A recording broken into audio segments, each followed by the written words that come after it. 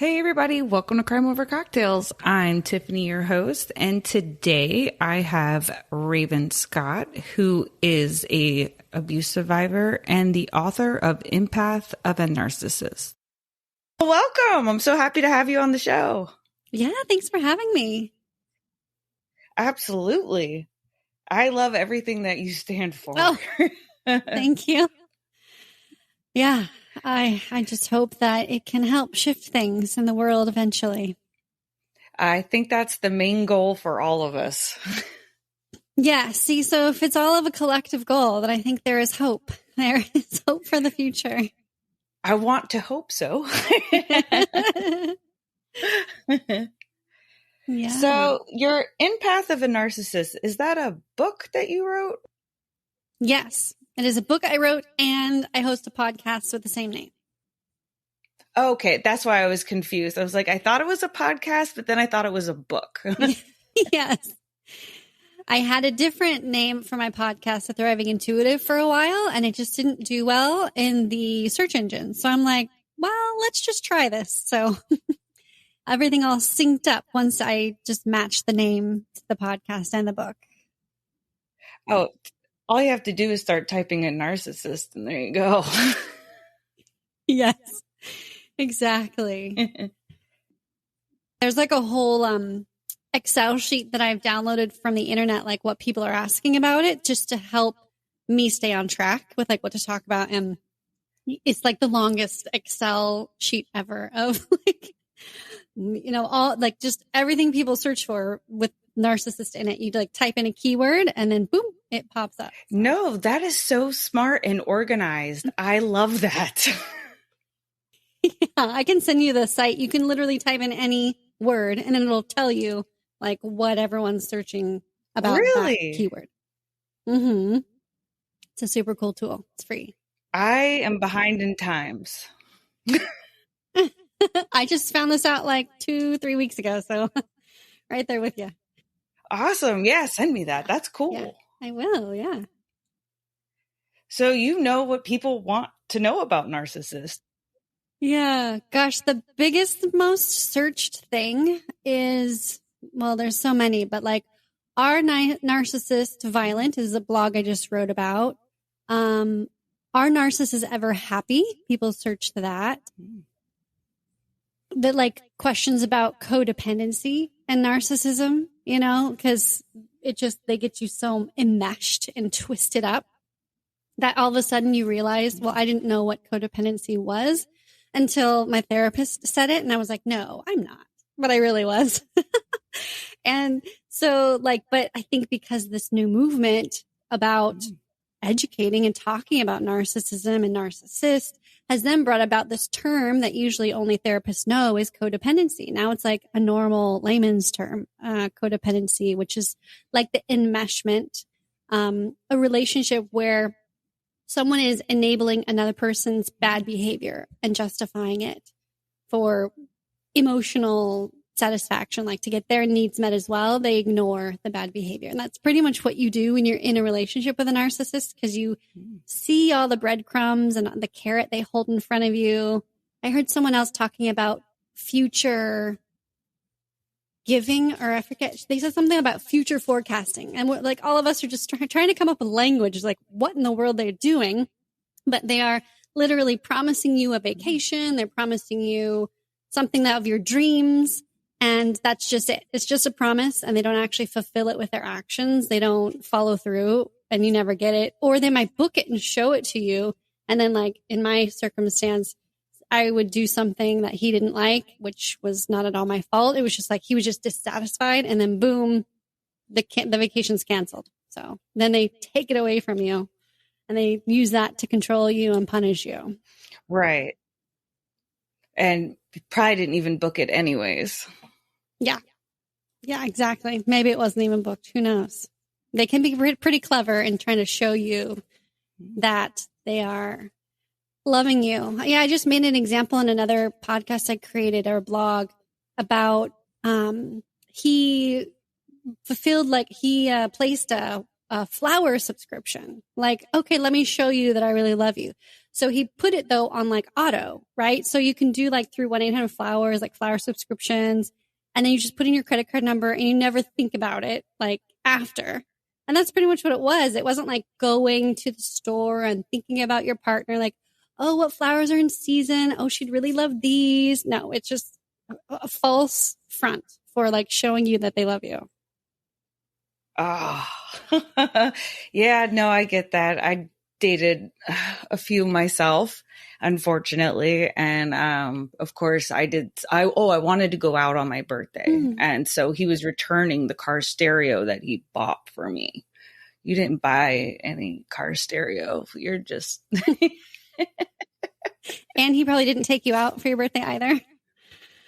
No, actually, he told me that he wished that I would die and get pulled out by a rip current. That was my happy birthday. Oh my gosh. I mean, what bigger sign for you to say sayonara, dude? That's just horrendous. Yes. I'm sorry that he said that to you. Yeah, it was crazy, but I have stories. But spill the tea, girl. There's so many stories. Right. So were you married to him? Yeah, we dated for, 8 years, and I was ready to grow up. We met when we were really young, like 17. I was ready to grow up. I wanted to start a family, but still he was adamant about not starting one. He didn't ever want one. And so I kept lying to myself that like, it's okay, I'll survive. I don't need a family. I just need to like have a marriage, like just feel normal. And so I finally convinced him and kind of wore him down. Like, if this isn't going to happen, I'm going to leave. Because I had left like 6 or 7 other times before. It took me 7 / maybe 8. I've kind of lost track. 7 or 8 attempts to finally leave.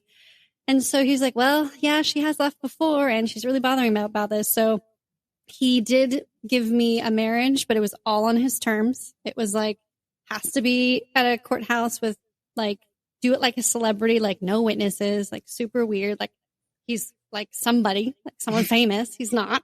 Means nothing. Like this is just, I was like, okay, it's just our day. It makes it special. And yeah, it was like only dinner and we had like a wedding reception, but it was all on his terms. No honeymoon, no nothing. It was just like to appease me as minimal effort as he could. Right. And then of course the marriage didn't fix anything. The problems remained the same. They just actually got worse. It's what it seems like a lot. As soon as you get married, it's like this whole new person emerges. I hear it all the time. I mean, you probably already knew what you were dealing with, but I think they kick it up a notch because now that you're theirs.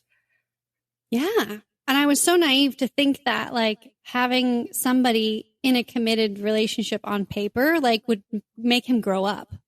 I think that's like the falsest lie ever. No matter if they're a narcissist or not, like they're not going to grow up just because you have a piece of paper. That's just not how that works. They have to do the actual real emotional work for themselves. They have to go to therapy. They have to follow through with the actions.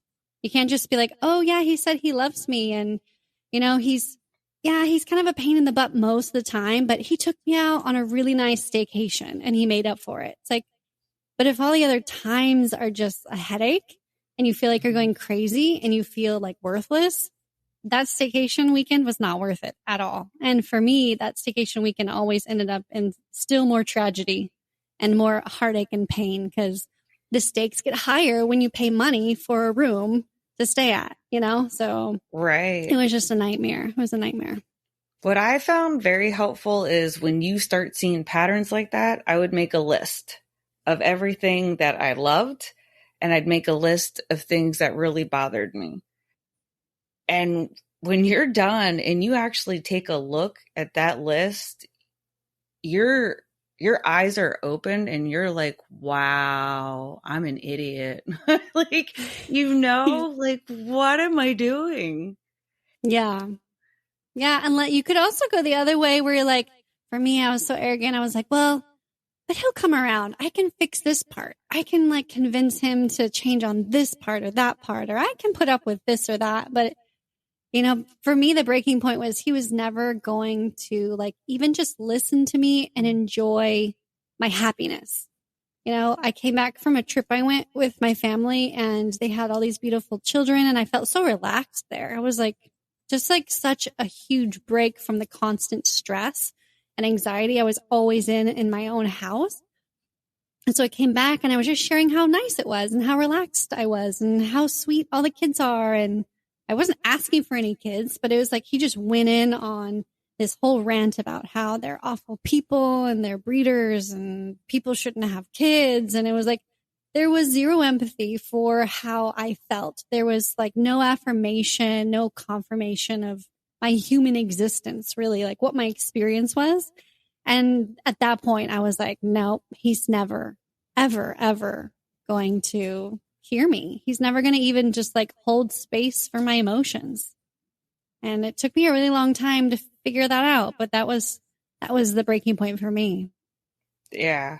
Well, not to say I wrote that and then really stayed away. I think I had to rewrite it a few times as, things were added. And then that was like okay, like you got to cut this out. Yeah, I think we all have our breaking point and all have our like persistent, like, let's keep giving it a go and keep trying. But because you think you can change them and you think, oh, because they do something really nice. Yeah. Oh, okay. See, now this is where it's going to get better.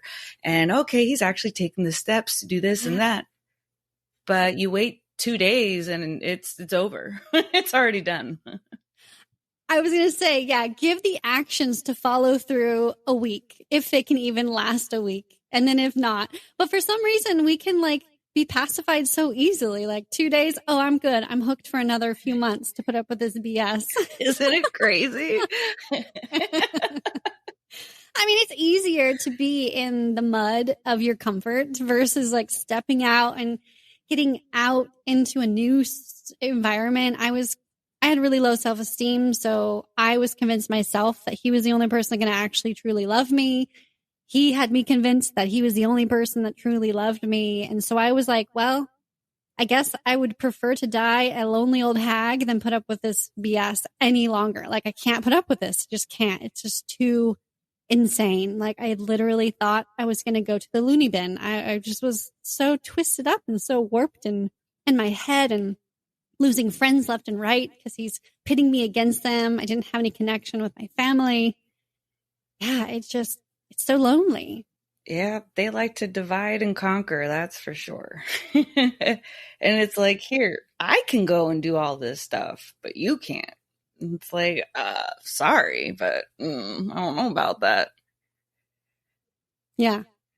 It was always about, for me, his family. And I fell in love with his family too, so I'm at fault for that. But at the same time, they were glorified, and it was like, yep, everything is always about what he wants. There's no compromise, no meeting in the middle, no back and forth, no mutual reciprocation. That just doesn't exist. And I didn't really realize that was a thing because, again, he was my first person I was with, the first person I loved.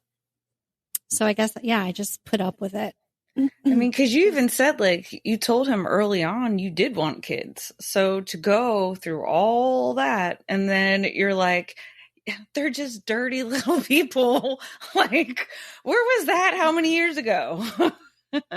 I know. When we first met, I was babysitting someone's kids who we both mutually knew. And that was like my most favorite memories, was like taking in the pool and taking a nap after the pool because they were toddlers. Like, and I took a nap too. Like, that was the best. But I put that aside. I pushed that down, and I thought that I could sacrifice myself just to be loved by this person who I thought was like up on a pedestal.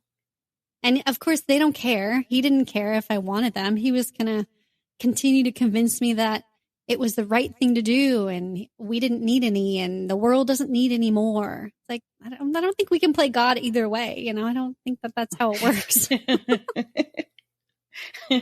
No, I don't think so.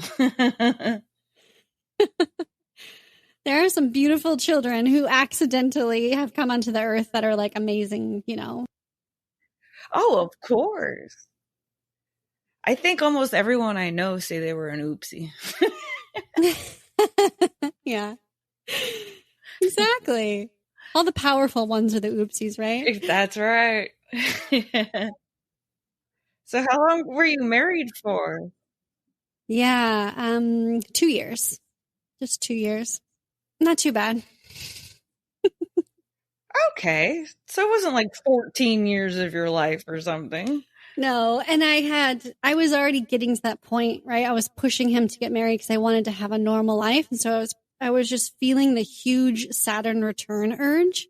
And that was part of it. And then when it fell apart, thinking that that was going to fix it and like get everything responsible, it just imploded in my face. And like I said, we didn't take a honeymoon, but we went to Hawaii and we had a horrible trip. And I drank like a whole bunch of vodka, and I just wanted to just be happy and sleep in peace on the beach for forever. And it was just like the worst. So when we got back and that didn't happen, I was like, okay, I really need to do something. Like I need to get out. And so I went on that trip with my family, came back, and he didn't hear me.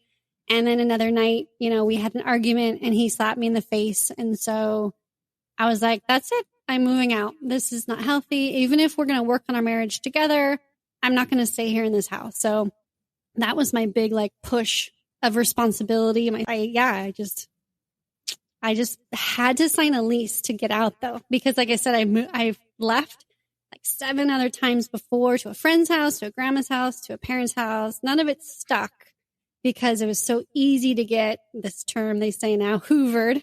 So you don't know any of these terms when you're actually in the scenario. They hoovered me back I've in. never heard of that one. Okay, so hoovering is like, it's just an emotional tactic to guilt you back into the relationship, or the like to smooth out the conflict you just had. And for me, actually, I reverse hoovered myself, which is another term where I felt guilty and I felt like I overreacted to the argument. So I would like reach out and I would text or I'd email. I'm like, I really overreacted. I'm not sure why I'm here at my friend's house. You know what I mean? And then they just kind of like use the right magic words to get you back in.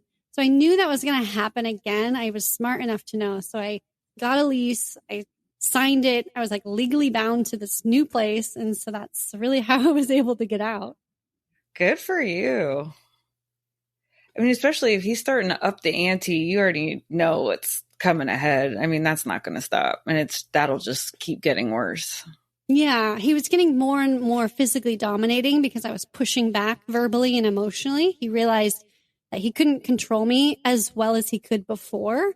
So then he would use he would get really close up into my face and kind of like get me backed up against a wall, and things that were like, I'm not really like, can't be reported by the police, but I'm definitely going to intimidate her and make sure that she knows like who's in control here. And yeah, so I was like, okay, this is not healthy. I need out. That's one thing I definitely noticed. When control has been taken from them, they do not handle that very well at all. Like I look at my phone and I have like 70 text messages. Like it's boom, boom, boom, boom. And you're just like, holy crap, like crazy. They lose it. Yeah. And you think as a person, you're like, oh, well, I should respond to them. But you really, the last thing you want to do is to respond to them. It's like a dog in the red. Yeah, exactly. They win. And it's like a dog in the red. Like, do you touch a dog who is in the red? They're going to bite you. Like, so you don't react to the narcissist texting you, barraging you with text over and over because you're not picking up the phone and answering. Yeah. Absolutely. Even if you just send an emoji, they win. You responded to that. Right. You have to completely just no, don't do it. That means so much more. It does. Because they can't handle it. They feel like that's how they control you, is to continue to keep you engaged and continue to feed that energy. It's like a fire. You know, if you're the wood and they're the fire, if you remove, actually, maybe you're the air, right? Like when you remove air, which is actually, ironically, in the elemental world, air is a symbol of communication and words. And when you remove the air, there's no more fire. There's no more fuel for any of that negativity to persist. And that's just your number one way to defeat the narcissist, is to literally go no contact. Block them, cut them out. Yeah. Don't respond. Because they will get you back in the loop. They will. It's what they do. And it's not like you're talking to a person who's upset and then eventually will calm down and be rational. They can use the information you're giving them in this back and forth against you. They turn it around. Even going to couples therapy, I've heard, is actually not good with a real NPD narcissist, because they will then use that information. They'll play the therapist, and then they'll use the information that you vulnerably revealed in therapy against you in your arguments and, in your conflicts moving forward, or to control you or to blackmail you. I can so see that, because they feed off of your insecurities. If you say, oh, I feel like I have big eyes, or I have this or that, that's what they're going to use against you to get at you when they are mad at you. They are going to go for whatever it is that you are self-conscious about. It's just, that's their go-to. Yeah. Yeah. And they're just giant, like toddlers. That's really what they are. That's pretty much their emotional intelligence. So if you to help you not feel bad that you're like cutting them off. Oh, I feel so bad. I'm such a bad person. Well, you are dealing with a giant toddler. So the best thing to do with a toddler when they're throwing a temper tantrum is to not react and to stand there and wait for them to calm down. You don't say anything. You don't console them. You just patiently wait until they're ready to talk. And that's with the toddlers. So obviously they've perfected their temper tantrums as an adult. And so it's, even once they calm down, it's really not good. No, I love that though. A giant toddler. They are. I mean, I think that's helped me forgive my ex, because that's really what I imagine him as. It's just giant. So you hear that, toddler. Girls? If you're dealing with a narcissist, picture his head on like a big Buddha with like a diaper and just. Yes. Flailing and kicking and screaming and crying. Yes. Yeah. But you're not the mom either, so don't pick them up. That's their real mom's job to do, which they've failed at more than likely. And most don't really have that close of a relationship with their mothers. Some do, and some are like almost romantic partners with their mothers in a creepy way. Yeah, some are very, very close, and some are not at all. Yeah, there's either way, it's unhealthy, right? Like it's either a very unhealthy, the narcissist is on the pedestal for that mother, and maybe that mother didn't receive romantic, proper emotional love from her partner, so she transferred that to the son. And typically, if the son was the first, the other sons consequently don't get that type of treatment. So it shifts and changes that mindset of who they are, their identity, enables them to think that they can get whatever they want, So you've got that playing, and then you've got one where it's like the mother abandoned them and left or traumatized them, or all sorts of things. But I had someone on my podcast, and he worked with sociopaths and narcissists, and I loved his input. And he said that 99.9% of narcissists and sociopaths have childhood abuse in their history, some way, shape, or form. No, I totally agree that. I actually talk a lot about that. When I was watching like the shows and reporting on that, I was trying to tell people, like, you don't understand, like, abusing your children, like, nobody's safe. You don't know what you're doing. Almost all serial killers were molested as young boys, and Arlene Wuornos was, and like all it's the cycle. It's the cycle. We got to break the cycle on so many different levels. Yes, it is. Have you reported on the new Dahmer Netflix that people are kind of in conflict about watching? No, I haven't watched it. The victims are not happy that it's out because it's like really gruesome. Right. And so I get like people are interested in it, but you have to think about the families, because now you're bringing all this back up again, and it's just, they want to move on. They don't want this keep being lived. So I feel for the families. Yeah, it's so difficult. It's great for education and awareness, but is it really doing that? I don't think that their agenda was quite that. I feel like it was more of entertainment, which is really hard.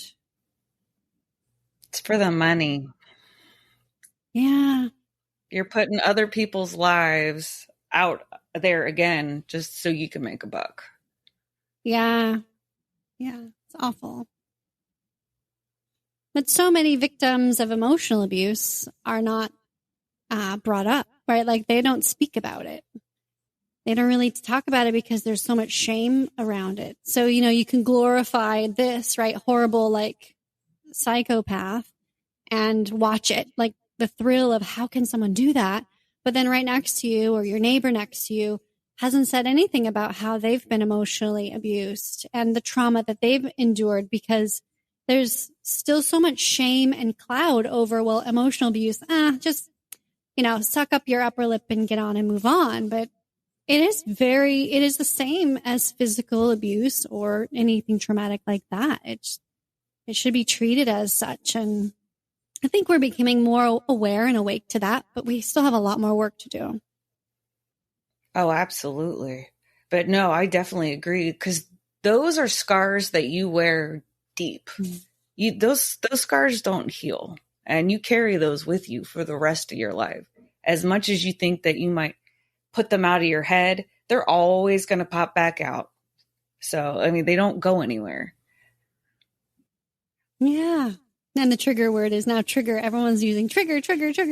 That's what you're talking about, is that scar getting poked on the inside of the emotion. It's like, so I'm going to react and I'm going to yell and I'm going to do this. And that's probably what's happening most of the time with the narcissist is if you're not complying with everything that fits in their box and their control, it's emotionally unsafe and it's triggering. So they feel like they have the right to put you in your place, but that's not how we do it. That's not how we handle trigger. We need to elevate our emotional intelligence to be able to sit with it ourselves. I talk a lot on my podcast to the empaths, as one who I'm talking to, is be able to sit in the uncomfortable feelings, because that's where the transmutation and the transformation of that emotional scar is going to be able to become gold, right? Instead of like a black emotional scar inside you, you can kind of transform each one to like a gold, shimmering, sparkly one. But you can't do it until you sit in that uncomfortable stickiness and go, where did I feel this the very first time? And then transmute that. Especially around the full moon, you can burn it and have a little ritual about it, which I do all the time. On, 2/22, the portal was open. And so I wrote so much stuff down. The Lionsgate portal? Burned some stuff. Major emotional purge that day. Yeah. Oh, yeah. You can do it anytime. And I had me quite a few vodkas that night, too.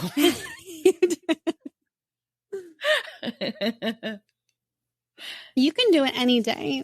The most potent is any full moon. So we have a monthly opportunity to do it. But anytime you can get it out of your body, pull it out and write it down and burn it. It just removes that extra layer. You're not carrying that anymore. So it's been a favorite thing for me to do. Yeah. I saw this guy posted on Instagram. It said, I think his name's like Michael Unbroken. And he's like about getting people back to... I was on his podcast, Think I'm Broken. Yeah, Michael, yeah.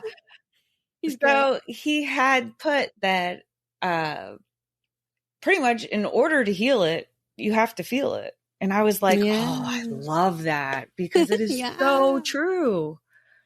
Yes. Yeah, he's spot on. How can you get to the root of it if you don't know where it's coming from? Yes. And I just interviewed someone else for my podcast. It just aired actually this week, October, the 10th.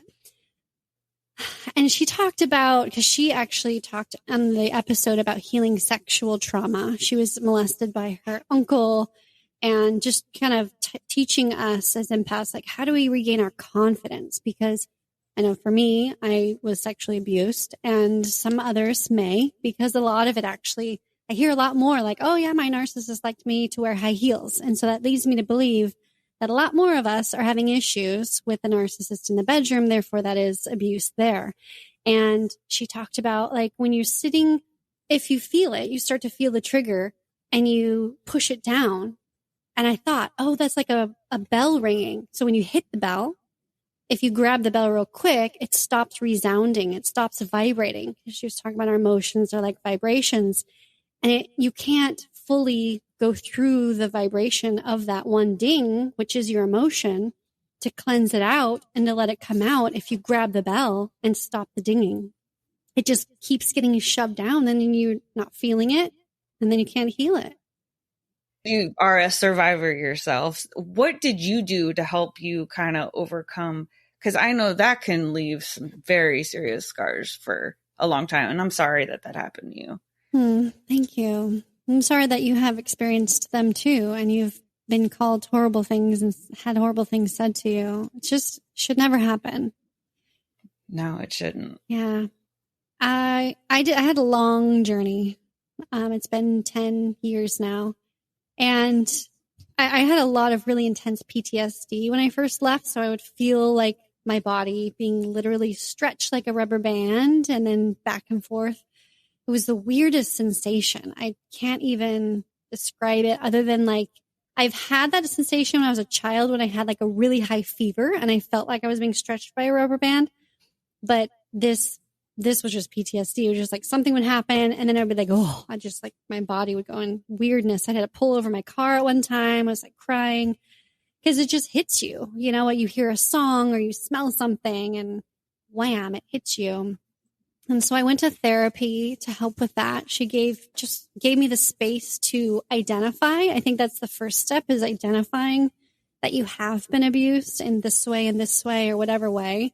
And then for me also identifying that I was codependent. So I was like, okay, well now I know I have something I can physically work on myself, because I can't control the other things that happen to me, but I can control how I move forward and to stop the pattern. And so I just started diving deep into different therapies, the EFT tapping to help me with the PTSD. Meditations really helped calm my nerves. It helped me be a much better and calmer mother. When I first got pregnant, I was like, no, I really got to do the work. Because I was like, if this is a girl, which she was, then I'm really going to buckle down, God. I promise. I promise. So I just kept working and kept reading the self-development books, you know, Dr. Joe Vitale and by Danielle Laporte and by Jensen Charo. Like I just like dove deep into the world of just self-improvement and spiritual world. No, that's great. I mean, I think there's no other better way to find yourself than doing something like that. Yeah.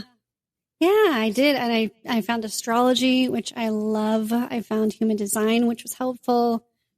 Just we have all these tools at our disposal, but sometimes we don't know they're there because maybe we were raised in a certain ideology or dogma that says those are evil and don't touch those.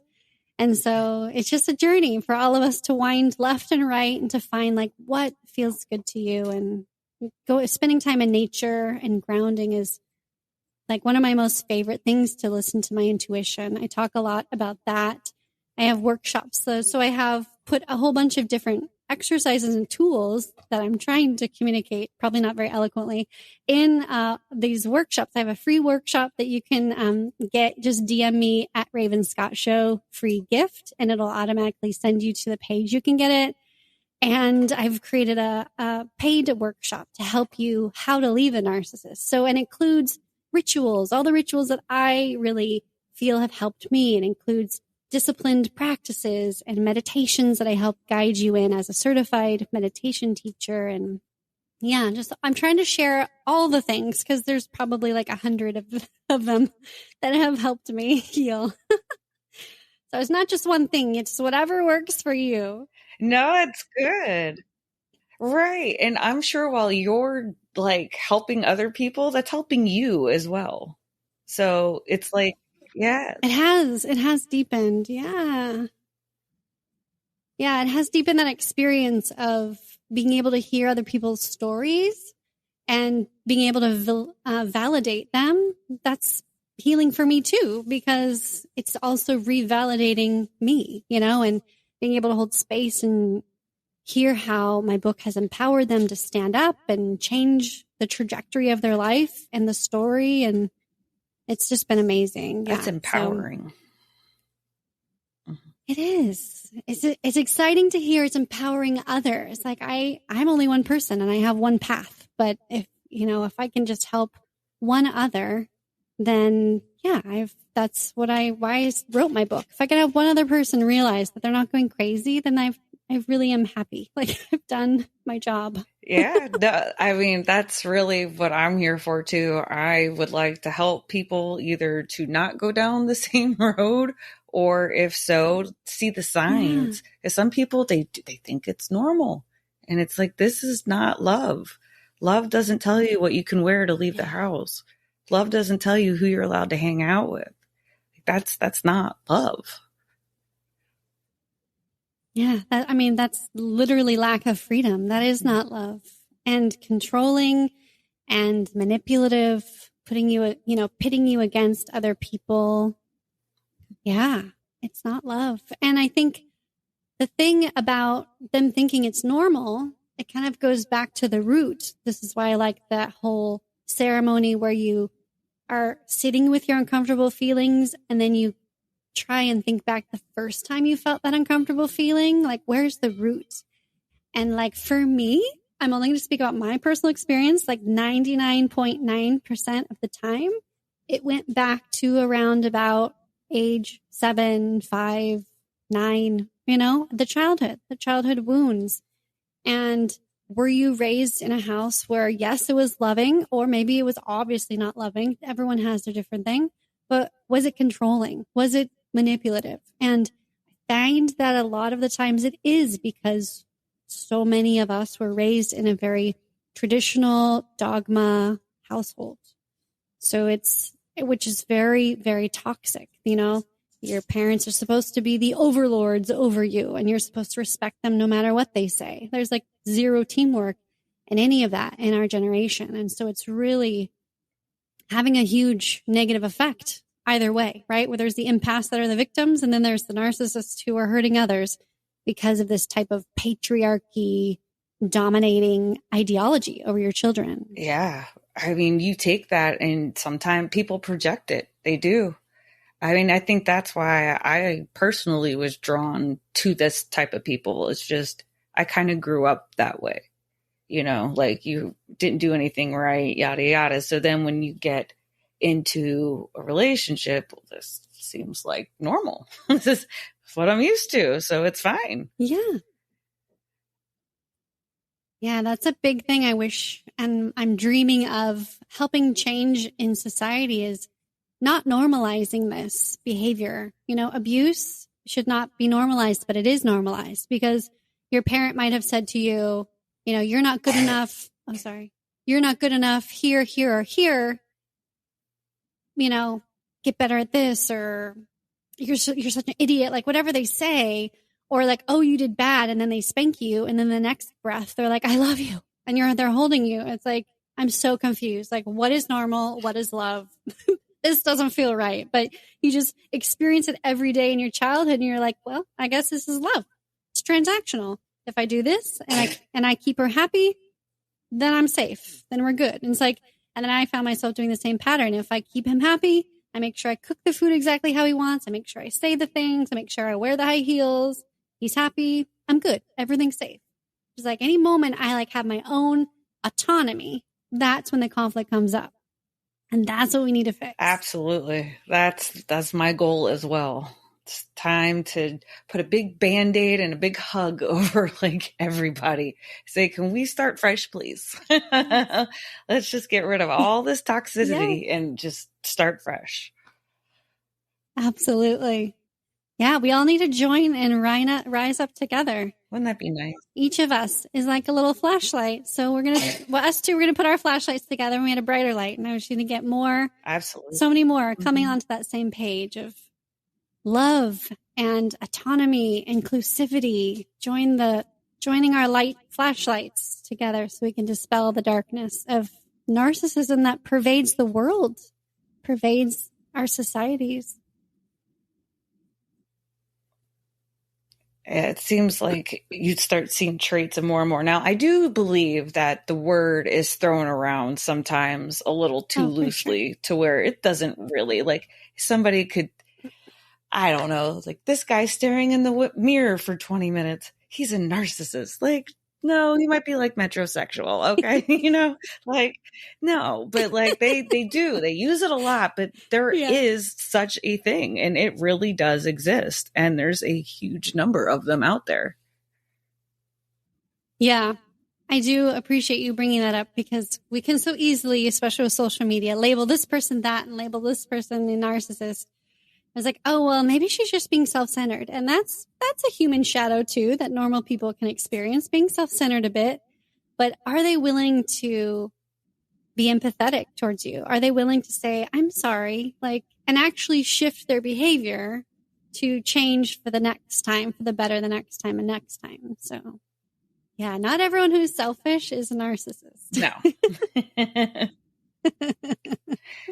Yeah, a little clarification. It's perfect. We need it because, especially with social media, it's like something swings and there's a movement happening and it swings too far to the other side, right? It's like no one knew what narcissism even was. Even if you went to psych school, they were like, narcissism. Let's talk for about a second. Haha, let's make a joke about it. And then let's move on to talk about other things.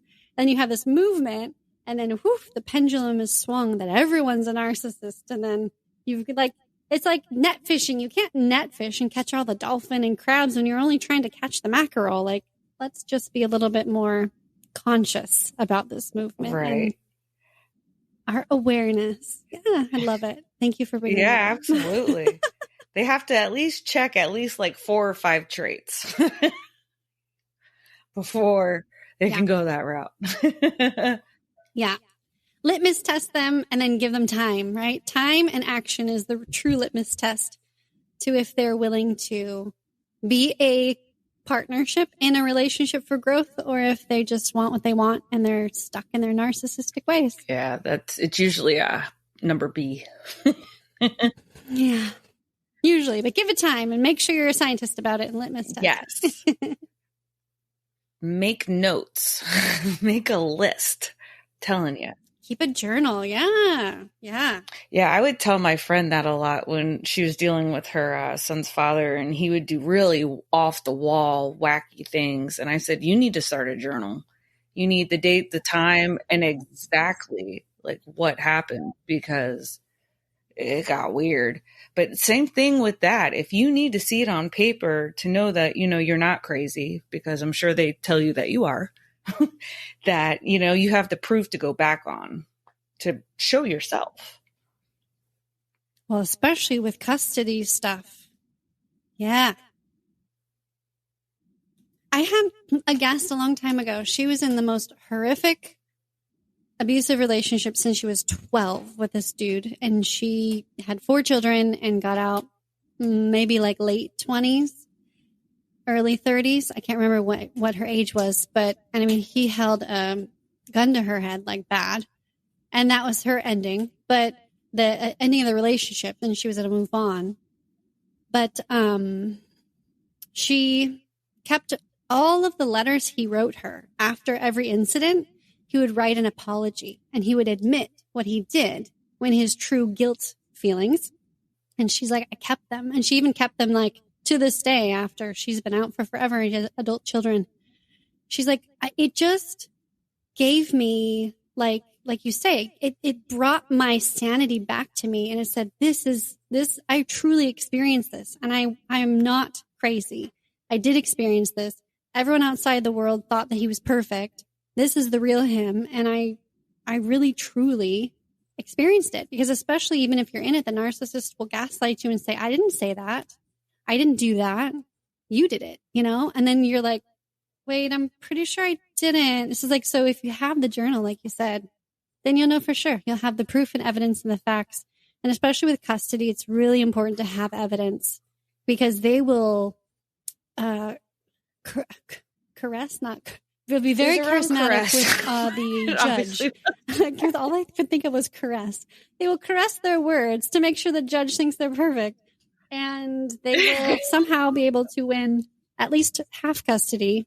And that's not fair and fun. So have all the evidence in your journals, voice recordings if you can, and emails. Yeah.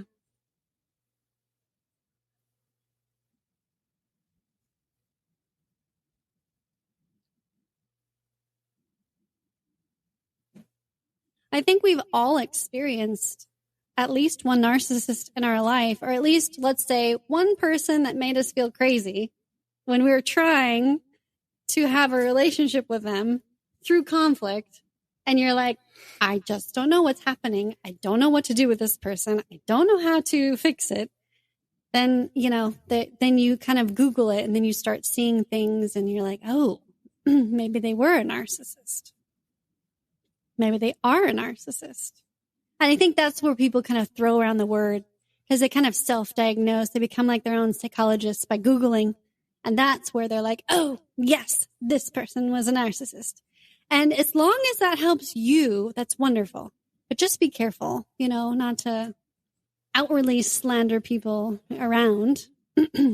But yeah, it's all the information is for you and your healing. Karma will come back to them. So you don't have to worry about dragging their name through the mud because, of course, they're already trying to do that to you, especially if you've left one or whatever. But karma will come back. Don't worry. Just focus on you. See, it's definitely gotten out there and people are intrigued. Oh, yeah. Ever notice they're all like a salesman or a saleswoman? Women can be narcissists too. Yeah. Let's throw that one out there too. Yes. Totally agree with that. Got a couple, yeah. Mm-hmm. Yeah. Oh. Have you had one on your podcast? No. That would be cool to have, actually. I'm just thinking of the couple in my life, yes. I've self-reassured myself that they are just to help me with my boundaries, like I said.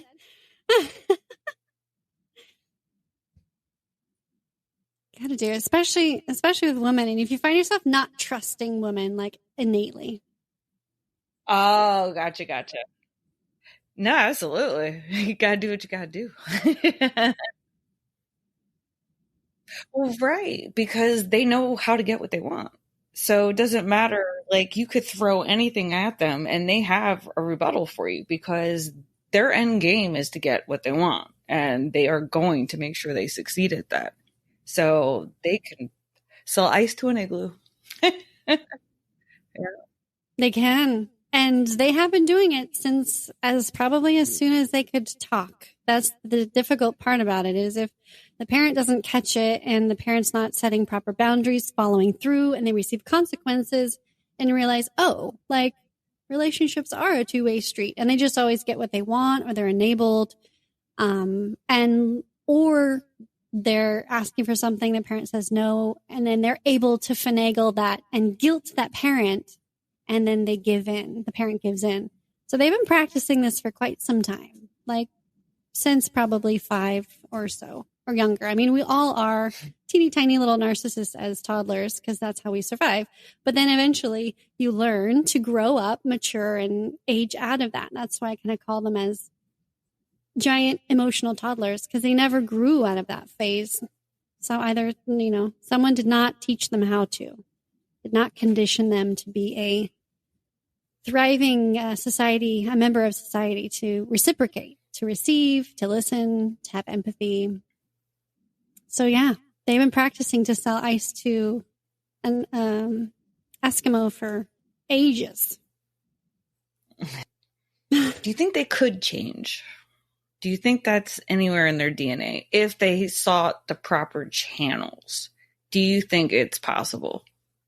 I have seen some self-aware narcissists and actually doing a summit with a couple. And they totally outright, I'm like, yes, I am diagnosed a narcissist. I go to therapy. Now, I don't know how often they still go to therapy because now they're talking on a platform about it. I'm assuming that they go. But what needs to happen if you are aware and you're an adult, because once you hit 18, it's game over. You're locked in as subconsciously being a narcissist.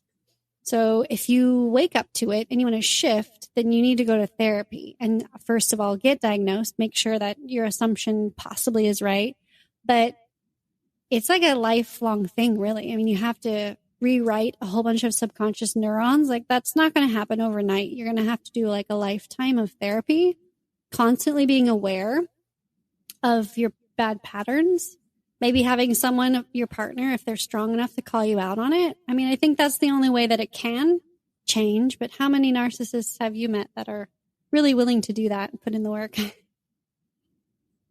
Oh, not at all. But I was just curious because somebody at home, there's a few. Someone at home is saying, yeah, but I bet I can change him. And I don't think. No, you cannot. No, my loves, you cannot change them. The therapist, actually, I had a therapist on my podcast and she said, even if the best case scenario as a therapist is I was able to change the narcissist, I would not expect it to be like, you know, there's a scale of expectations of how healed your client gets.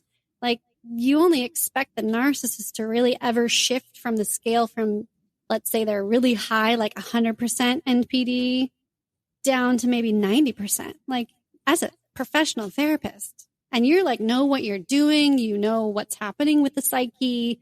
They're not expecting to bring this narcissist all the way at 100% healthy, functioning, emotional, intelligent, like, let's say down to the healthy balance of 25%, you know? No, they're just hoping for 10%.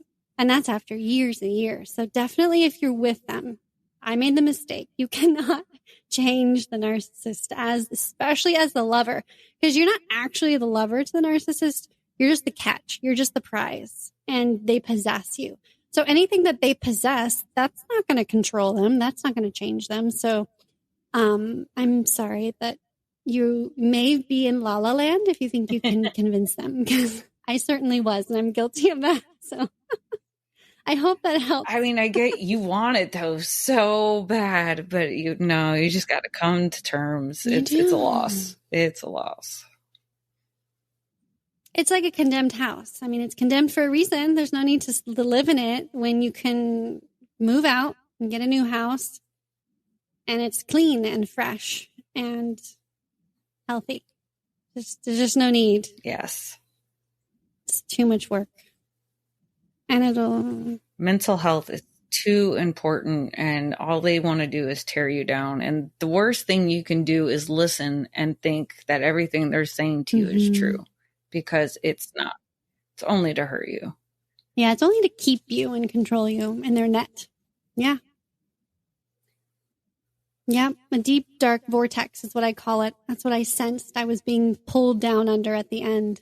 Deep, like I just closed my eyes and I could see it and feel it. The deep, dark vortex. I politely decline. Yes. Please get me a lifeboat, a lifeline out. And a phone yes, friend. Thank you. And there's so many. This is such a beautiful time to realize you need a lifeline, because there's so many people awakened who are coaches, who, there are so many therapists. There are just people talking about it that can pull you out. Yes, that's the beauty of it. There never used to be stuff out there. So now the resources are there. You got to use them. Well, it's so great. I mean, how many of us dealt with it and no one knew what this was? Like, what is wrong with these people? Well, then there was a name for it. And you're like, oh, It makes sense now. Yeah. Exactly. And when I crawled myself out of my dark vortex, and when I went to therapy, that the N word was never mentioned. It was just emotional abuse and sexual abuse. There was no, and that's fine. That's all I needed to heal. So, I mean, that's the other thing, like you said, people throwing the word around. It helps, mentally, but it's really not exactly. It's more just emotional abuse by a narcissist. That was mine. Mental and emotional. Yep. Mental and emotional. Yeah. Yeah, because they're smart. They don't want to get caught. Mine was afraid to go to jail. He was never going to touch me. He did not want a police report. But yeah, all the way till the very end. Yeah, they're wimps. They're giant toddlers. I found my way out, and I healed, and I was able to have my babies. It's so important to know that you can have that. Good for you. See what happens when you don't settle? Yeah. Exactly. That was something else that I was trying to tell the audience, is that even if you're in a horrible place right now, you can still have anything you want. Just kind of manifest it. The whole world is yours. Step by step. Yeah, you have to lean in to believe that you are worthy of it. And you are, just because you breathe. So don't let your parents, scenarios, your own negative narrative, don't let anything tell you that you're not worthy of it just because, oh, you're not smart enough or whatever. Your dreams, you're worthy of your dreams because you breathe. That's it. It's a low requirement. It is. It's amazing. You have it. You just have to believe that you can have it. Of course, you have to do the steps and the discipline to do it, but absolutely, you can have it if you want it. Yeah, I love that. Is there anything else that you wanted to share? Any tips, tricks, or anything else you could think of?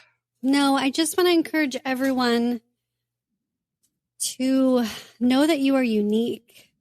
You know, not, and all of us have a different path. So don't feel guilty or bad. Like, don't be so hard on yourself that maybe it'll take you a couple times, or it might not be like tomorrow you can leave or the next day, but eventually it will come. You just have to have faith in yourself and take the baby steps and know that you deserve it. And then once you fully get out and you're free, then you'll feel a lot lighter. But if you're stuck in it, just know that it takes time, and be patient with yourself and just continue to be diligent. Yeah, you can't expect it overnight. It's going to take time. You got to put in the time. Yes. I always say it's like you go to the gym and you want to get fit. Well, you're not going to get fit by tomorrow. You have to go in and put in the discipline. It's the same thing with the emotional exercises. Put in the discipline every day, and you just get stronger and stronger. And because mine was so weak, that's been my motivation, and last 10 years of the journey of getting emotionally fit. I didn't care if I was physically fit quite yet. I was like, I'm going to get emotionally fit. And then, all of that kind of comes along. You start to go out in nature more, you start to get physically fit. You love the endorphins and all that. So, yeah. Absolutely. I noticed that too. It's just like, it seemed like just everything was like getting brighter. Everything was just like coming together. And it's like, you can like breathe, sigh of relief. Like, okay, this is what's meant to be. Absolutely. Totally meant to be. And you're not meant to be with somebody who is controlling you and possessing you. Just not meant to be with that person, even though they may make you feel like that. Yeah, absolutely not. If somebody was interested in your book, is it on Amazon, or where do you have that at? Yes, it's all the forms on Amazon, paperback, Kindle, and hardcover, as well as on Audible. And it's Empath and The Narcissist by Raven Scott. There's a huge subtitle, How to Overcome Narcissistic Abuse, PTSD, Manipulation, and all that fun jazz. And yeah, you can listen to it on Audible. All right. Well, thank you so much for being on. Yeah, absolutely. Thanks for having me. Absolutely. All right, you guys, make sure that you check out her podcast and her book, Empath of a Narcissist. Don't forget, head over to crimeovercocktails.com where you can listen to the episodes, check out merch. Pretty much everything you need is there. If you need resources, I got you. All right, you guys, we'll talk crime another time. Bye.